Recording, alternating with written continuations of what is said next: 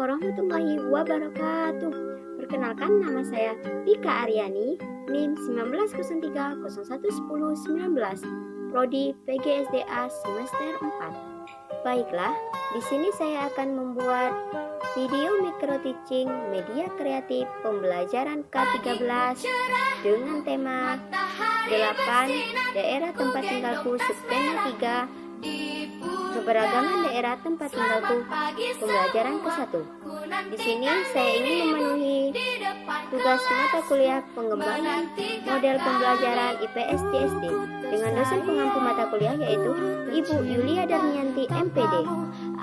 Dalam melakukan media pembelajaran ini, saya menggunakan media pembelajaran gambar, yaitu yang biasanya digunakan oleh guru dan tidak ada unsur suara ataupun video, yang menggunakan metode picture and picture, yang mana metode ini yaitu media yang sering digunakan dalam proses pembelajaran oleh guru. Adapun langkah-langkahnya yaitu: 1. Guru menyampaikan kompetensi belajar, 2. Guru menyampaikan materi, dan 3. Menampilkan presentasi gambar. Sebelum menonton video dari channel YouTube ini, jangan lupa like, comment, subscribe, and share. Selamat menyaksikan. Assalamualaikum warahmatullahi wabarakatuh. Apa kabar anak-anak ibu semuanya? Alhamdulillah, sehat. Pada anak-anak ibu sekolah, silakan buka buku masing-masing. Kita akan belajar yaitu tema 8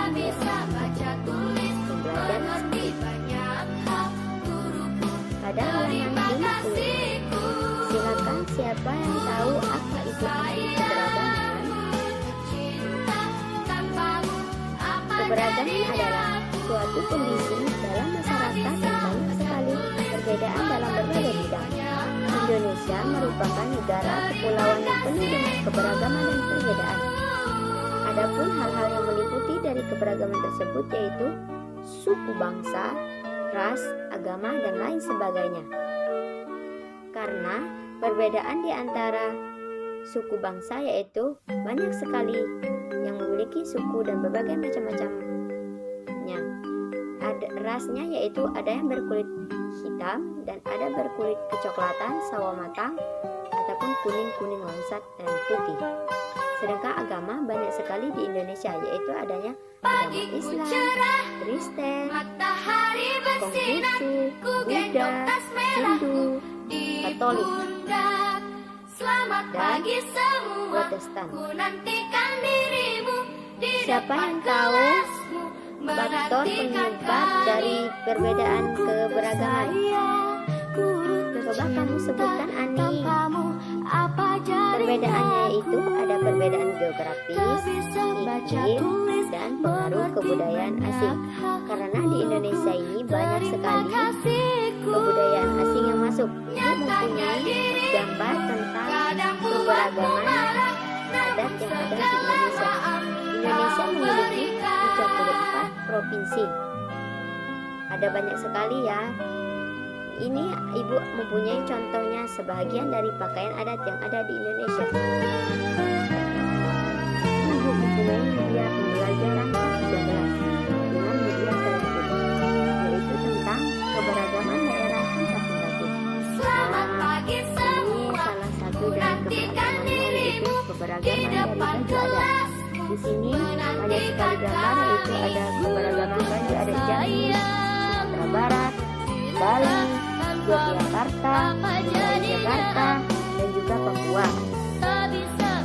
Dengan daerah-daerah yang ibu sebutkan tadi, pakaian adatnya sangat berbeda-beda. Coba anak-anak sekalian perhatikan. Beda kan?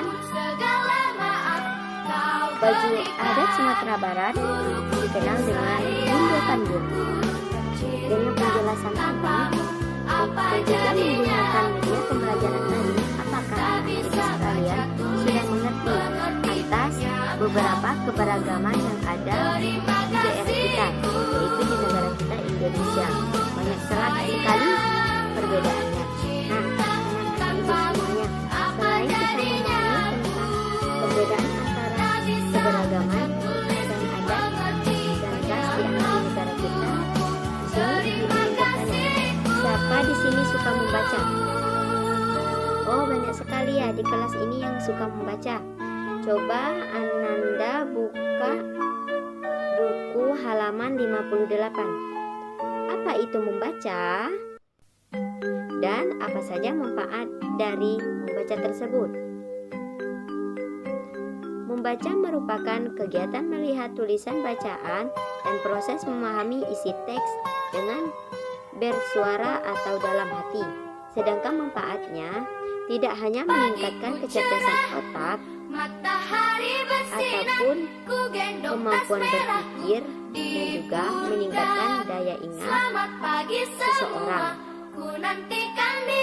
Nah, jika anak-anak ibu suka membaca, coba siapa yang mau membaca tentang teks isi cerita yang ada di buku itu pada halaman 59. Yo, ayo silakan dibaca Ani. Andi, emas, dan ular. Alkisah, hiduplah sepasang suami istri yang sangat sederhana. Keduanya sangat merindukan anak, tetapi Tuhan mentakdirkan mereka tidak memiliki anak. Secara ekonomi, kedua petani sederhana itu jauh dari layak, sangat miskin sekali. Namun, semangat untuk bekerja mereka luar biasa. Ya Tuhan, turunkan kepada kami rezeki dari langit. Kami ingin hidup layak, minta Pak petani dengan nada besar. Setelah berdoa di rumah, ia pun bergegas ke ladang. Walau ladang orang lain, ia tetap bergegas dengan bertahan hidup. Sang istri kadang ke sawah dan kadang di rumah. Apa itu? Kak, ada benda jatuh dari langit. Petani itu kaget karena melihat sebuah benda jatuh ke sawah. Tak jauh dari posisinya mencangkul, karena penasaran, ia melihat sekeliling dan memastikan bahwa itu bukan perbuatan orang lain. Coba kita lanjutkan lagi isi teks cerita tersebut. Kenapa ya? Kok aneh? Tidak ada angin dan hujan. Tiba-tiba ada benda jatuh. Dia pun memeriksa benda itu, ternyata jatuh di antara padi di sawah. Ternyata benda itu sebuah kendi, dan itu tidak pecah karena jatuh di lubang sawah. Pak petani berusaha memeriksa isi kendi. Ya Tuhan, ternyata di dalamnya ada logam emas. Akibat petani itu kaget dan terkejut. Dia mengintip dari lubang kendi dan memang benar ada beberapa keping logam emas murni. Hati nuraninya bertempur antara diambil atau dibiarkan saja. Ini kan ladang majikanku. Apakah apapun yang ada di ladangnya adalah miliknya?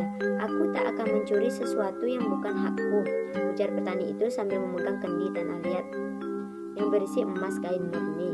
Pak petani berhati baik. Ia tidak mengambil kendi yang berisi koin emas itu. Pak petani lalu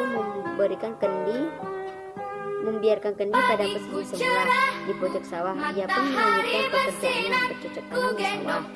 Nah, dari isi teks cerita tersebut, yaitu bapak petani itu bersikap jujur, baik hati, dan dia tidak mau mengambil yang bukan haknya. Pada peserta didik sekalian, siapa yang bisa menyembuhkan hal apa yang terjadi terhadap cerita kendi tersebut? Baik, kepada Ronak, silakan. Kesimpulan dari cerita tersebut yaitu petani yang sangat jujur dan baik hati. Dia adalah seorang petani, walaupun dia orang yang miskin, tetapi dia tidak mau mengambil hak orang lain yang bukan jadi milik haknya. Nah, ini semuanya. Sebelum kita menyelesaikan pembelajaran kita hari ini,